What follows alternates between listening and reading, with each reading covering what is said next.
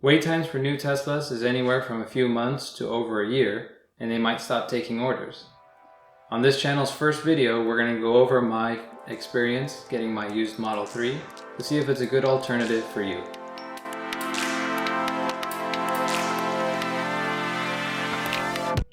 Welcome to Tech Related.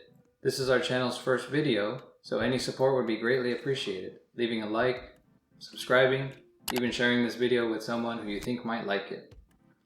Now getting into this video, it's going to be split up into two parts. We're going to have my buying tips, which are things to look out for, especially for someone who's a new owner, hasn't experienced a Tesla, and doesn't know what to look for. And the second part is my experience after having this car for about 2 months so far. So starting out the buying tips, know what you're looking for. And by that, I mean, do you know the difference from the options that you are interested in? When I first started looking, I thought that autopilot and full self-driving were the same thing. But it actually turns out that autopilot is different from enhanced autopilot, which is different from full self-driving. Knowing the difference from those is going to be very important to make sure you're getting what you want.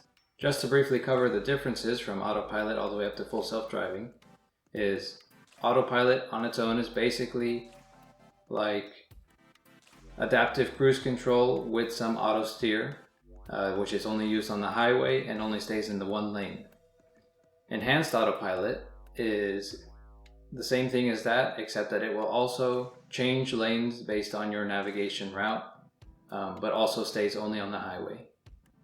Full self-driving currently is a beta test, which means that there's a select amount of people who are actually activated to be able to use that feature. And when it comes out, it'll be full autonomous driving for everyone that owns that feature. The next buying tip is knowing how to check the options that each car has. Now, as far as checking out the options, let's head over to my Model 3 so I can show you where you can see this. Okay, so now we're here inside of my Model 3, and this is a screen that you'll see when you turn on or get in the car, except for the navigation will look like normal navigation, but for privacy I set it to Mars. So when you're looking for the software screen to see the options of a car, you come down to this little car icon in the bottom left corner to bring up your menus. From there towards the bottom here we'll say software. Let me just focus the camera. So there says software. Bring that up and that will show you the information on the car. So now, right here, obviously this is a Model 3, and like I said, this is a long range.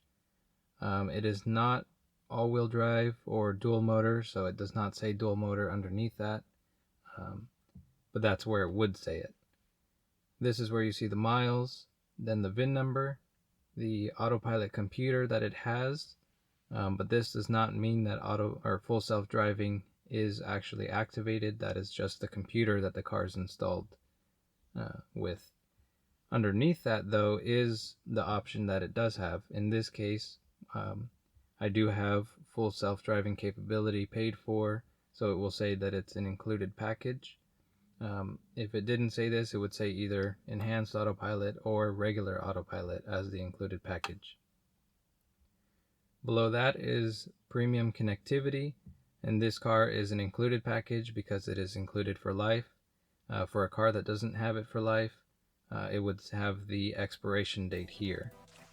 I had multiple experiences where car dealerships didn't actually know what kind of car they had. They didn't know if it was standard range or long range. They didn't know if it had full self-driving or just autopilot. I'd see listings that said the car was long range, and then it turned out to be a standard range. A side note is that once you find a car that matches what you're looking for, remember that there's always going to be another car that's going to also match. When I was looking, it started to get frustrating trying to find the car that I wanted. There were times where I was ready to settle for a different car, but just remember, there will be another one. Being able to check the options for yourself would also help in private seller situations, just being able to save yourself from miscommunication on what the car has. The next buying tip is looking into the history of the car when possible. These cars, like any other car, are going to have common problems. For example, of the Model 3, side repeater cameras are a common failure. that will happen at some point. If you're going through a private seller, that's something that you could ask. If you're going through a dealership, they might know, they might not know. Unfortunately, Tesla won't tell you history. As far as I've been informed, they won't tell you about previous history before you owned the car. The next buying tip is common sense. What I mean by that is, I was super surprised when I found out that there's actually a lot of aftermarket equipment that you can get for these cars. From electric motors for front and rear trunks, or more basic struts for the rear trunk that have springs, stuff like that. Some people are okay with buying a car that has those already, and some people probably would want to avoid that. For example, the springs on the rear shocks for the rear trunk. Some people don't like that those springs are constantly putting pressure on the rear trunk. I have them and I'm okay with it for right now. I'll probably be switching over actually to one of those aftermarket electric rear trunks. Another thing to keep in mind is that some of these used cars may still have warranty on them. When I got mine from the date of purchase, I still had 1 month of warranty, which came in handy, and we'll go over that. And a side note that may help younger buyers is basic things like tires. For example, one car that I looked at had mismatched tires. It had one style of all-season tires on the front with a different style on the rear. The dealership tried to tell me that that is okay, but if you look it up, that actually can cause problems in rain situations. So it's good to have a basic knowledge going into it. And for the last buying tip is something that I actually overlooked, which is when you're going to be buying the car, how much range does it have? Are you able to get home?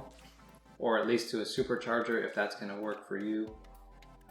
Luckily, when I went to a supercharger, it worked to charge the car because the car was not yet fully into my Tesla account. So I don't know where the charge went actually, but it may be better to just ask if they can charge the vehicle up so you can make it home and charge at home.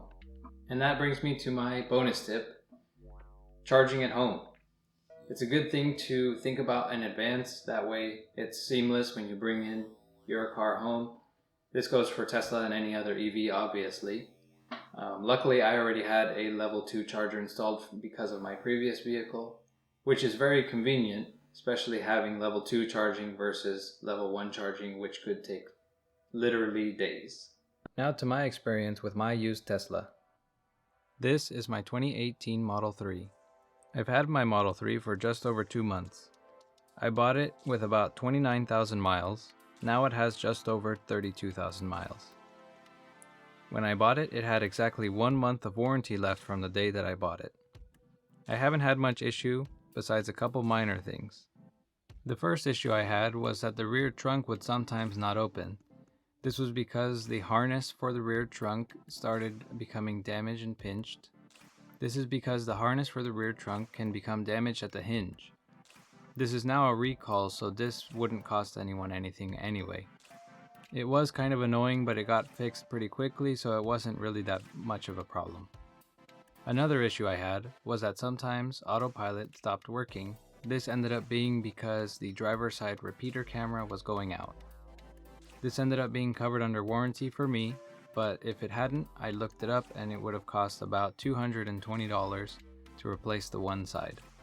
Since replacing that repeater camera, I haven't had any more issues with autopilot randomly stopped working, but I have prepared myself for the passenger side to also go out.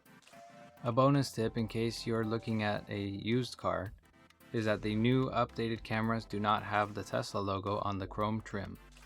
One thing I almost don't want to mention, just because it's a common problem on all cars, is rattles. The reason I am bringing it up is because for an electric car being so quiet, rattles are a little bit more noticeable because of the lack of noise. However, this car doesn't have very many rattles. Definitely the Toyota Corolla that we had before had a lot more rattles. Overall, the rattles aren't that bad, but they are something that I plan to address in the future. The total range on my battery, when charged to 100%, is still at 300 miles, which is normal for my car having the premium wheels. These long-range rear-wheel drives are supposed to get up to 310, but that is with the Aero wheels. So it came as a pleasant surprise, being a 4-year-old car still getting 300 miles of range. Overall, this car has been my favorite car that I've ever owned. This could change in the future, but as of right now, I have no regrets of buying this car. That's going to be the end of this video. I hope that my experience helped you out. I personally really love my car. It has definitely saved us a lot of money going on longer trips that we didn't do on full electric before. I really like the experience with this car, even though I got it at about 4 years old. Overall for me, I really enjoyed my used car experience. I probably would buy another one used. If I had the chance, maybe I'd buy a new one, but I definitely wouldn't put a used car out of the equation. I hope this video helped you out. Hopefully it made it a little bit easier to decide if a used car could be for you. If you enjoyed this video, please leave a like, consider subscribing, and also share it to someone else who might enjoy it. Any support would be greatly appreciated for our channel.